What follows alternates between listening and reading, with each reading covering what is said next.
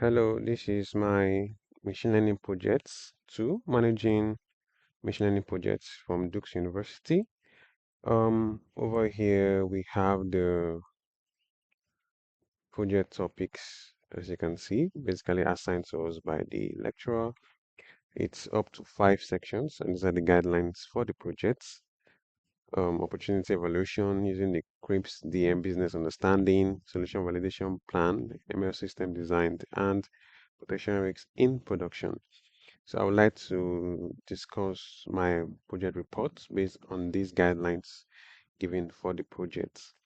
So we start with number one. Number one is all about opportunity evaluation, which has to introduce the problem we have selected as our project topic and to describe why we consider it attractive opportunity for a machine learning based solution using three criteria from the module. So my project report, the evaluation is that I chose a specific project which has to do with evaluation and prediction of diseases, okay, of diseases progressions, whether it might be endemic, epidemic, or pandemic.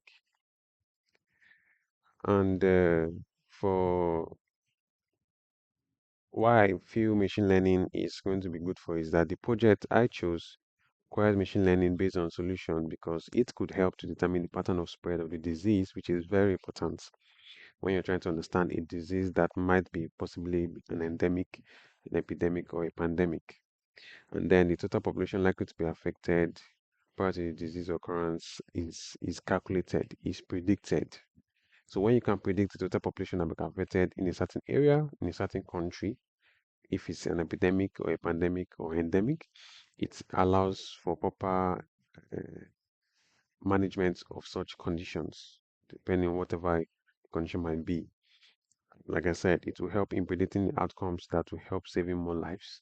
Because when you can know the total population that can be affected, when you can predict the pattern of the spread of the disease, you can curb the spread, you can stop the spread, and you can also reduce the amount of deaths that might occur in a certain population or community. And number two talks about the CRIPS DM business understanding. This is a synonym which has to do with data business understanding, data understanding, and data modeling and other aspects of it, as it mentions there. So it's basically it has the category of defining problems, defining success, quantifying the expected business impacts, and stating outcome and output metrics.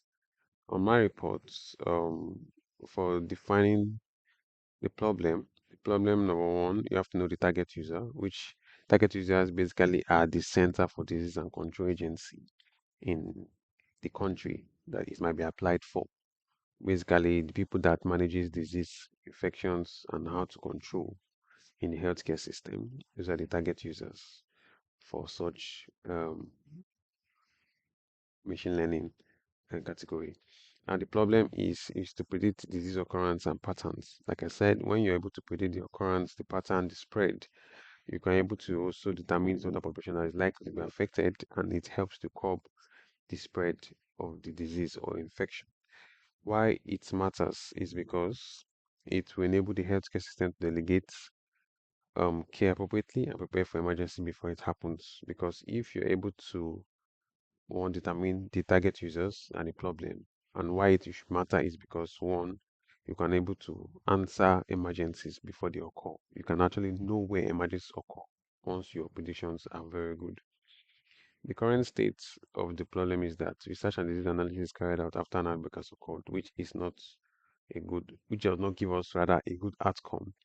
Because if you are carrying the research and disease analysis after the disease has started spreading or has spread, your likelihood of saving lives is lesser and the outcome may be unknown because one, death rates might be high, hospitalization might be high, depending on the nature or the characteristics of the disease. Now, the other ones involve um, defining the success and quantifying the expected business outcome.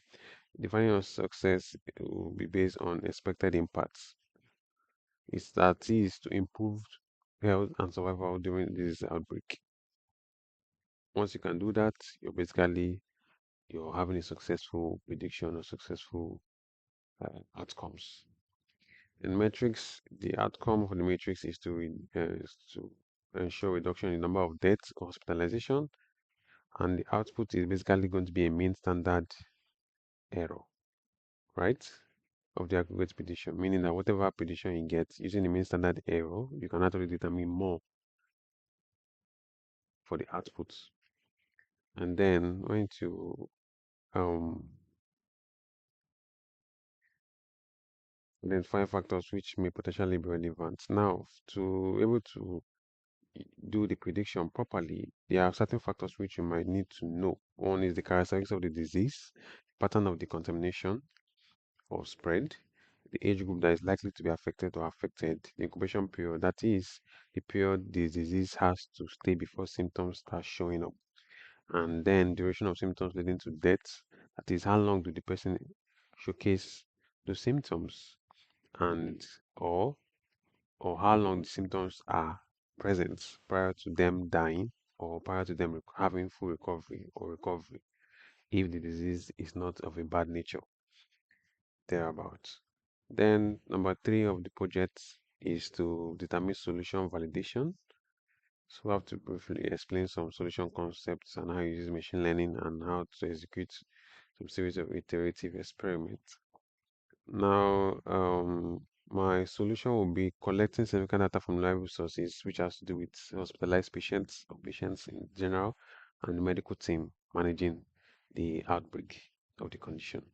You also have to mark areas with similar information, meaning that areas that correlate with each other, you have to outline them so that your data does not have to do with so many similar informations categorized as different informations.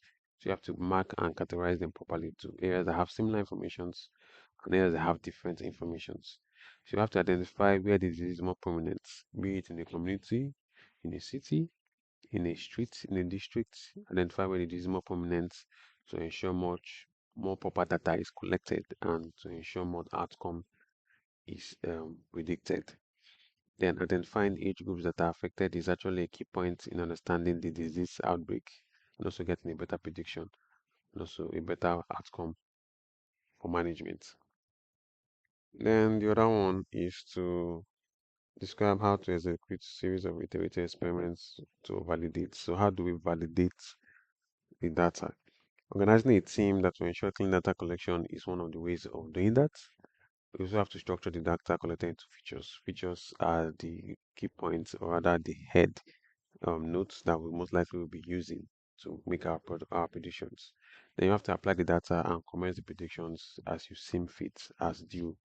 Then you evaluate the response and predictions and correlate actual clinical findings, which is basically the symptoms, actual predictions to whatever you're doing. You have to correlate actual related findings or actual data to your predictions to make sure that there is some similarities to it and it's holding up properly.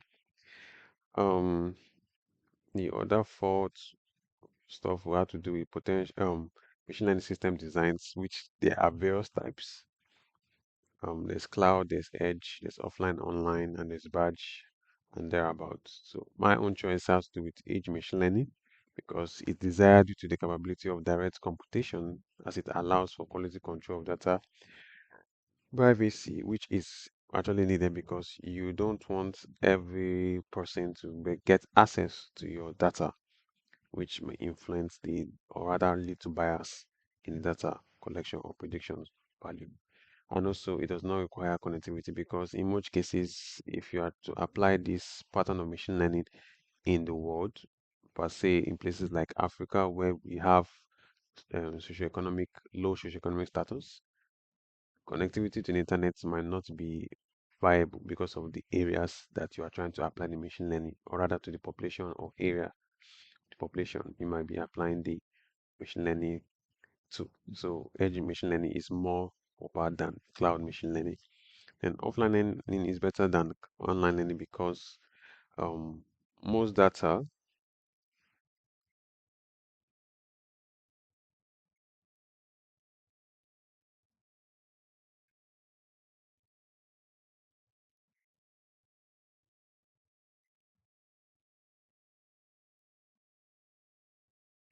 Most data takes time to collect, and as so, the summary can be done at will, meaning that it's best that the summary is done on a weekly to monthly basis, which also still depends on the team choice. And because of it's an offline learning, it's quite easy to implement and evaluate your predictions at your own pace whenever you want to. Because it's not easy to collect data that has to do with health related issues. You basically have to have a lot of patience and the willingness and cooperation of the medical team to be able to achieve data collections to enable your machine learning to be successful. So it's best you go off with offline learning that allows you to summarize your data on a weekly to a monthly basis and also to evaluate your predictions after they have been carried out. And then the other aspect of it is batch predictions because one, predictions can be generated um, based on schedules as on a need basis, and because it's also easier to monitor for data drift, which can cause significant damage to predictions made. If there is data drift and it might not be easy to be noticed on time, it may lead to poor prediction, right? That does not correlate with actual clinical findings, or rather poor predictions that will give insufficient outcomes, or rather predictions that enable you to create a better outcome for such conditions or disease, as it may be endemic or an epidemic or during a pandemic period. So batch predictions is ideal for this particular type of machine learning problem. And then here we have potential risk in productions. They want to know what foreseeable possible model issues might we or rather occur in our proposed model, and then potential sources of income. In my reports, I think the common issues that may be anticipated in the model, which is evaluating and prediction of disease progression, mm, is possible data drift and concept drift because they may occur in certain period of time due to the change in age group affected. For instance, if you start with um, adults and elderly as people being affected more by the disease, and later it becomes more predominant in children and adults are now having more recovery rates, or rather, I would say more immunity to the disease, while children are more affected than adults. It changes the predictions, it changes the entire sets, or rather, the number of cases has been, let me say, for instance, 100 cases, and all of a sudden the cases increases due to the outbreak or more spread of the disease, or rather possible spread of the disease at a certain period of time to maybe 200 or 500 or even 1000. It changes the entire concept. It changes the entire value, or rather prediction, or rather model, or rather how the model will function. Yes, how the model will function. It changes the entire model functionality.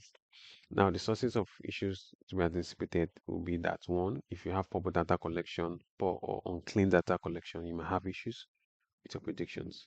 If the data is very large and rather it's not easy to process or rather to store, you may have issues with your model predictions. If there's no understanding of the data correlation and patterns of how it should work, you may also have issues with your data predictions. And then your choice of computational program for analyzing the data, it could be Python, it could be AutoML, it could be Google Sheets, it could be whichever computational program you're using.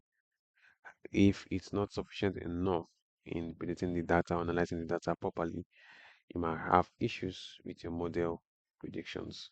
And then knowledge of the team is actually quite important because you need people that understand what they are doing, not just beginners, but at least even if beginners, they should also be trained in also understanding the data processing, storage, and also how to use computational programs to ensure proper data analysis is done. So those are basically my findings, or rather my reports on how my model prediction can be carried out and possibly become successful. Once again, my model is all about evaluating and predicting disease progressions, likely in endemic, epidemic, or a pandemic period. more efficiently, or rather before those things become more prominent in those areas. It should be predicted and outcomes should be known to ensure proper management and also possibly that more lives are saved and also prevents more hospitalizations. Thank you for your time. This is all about my project reports on the Managing Machine Project uh, course for Duke University, and I hope you enjoy it. Thank you.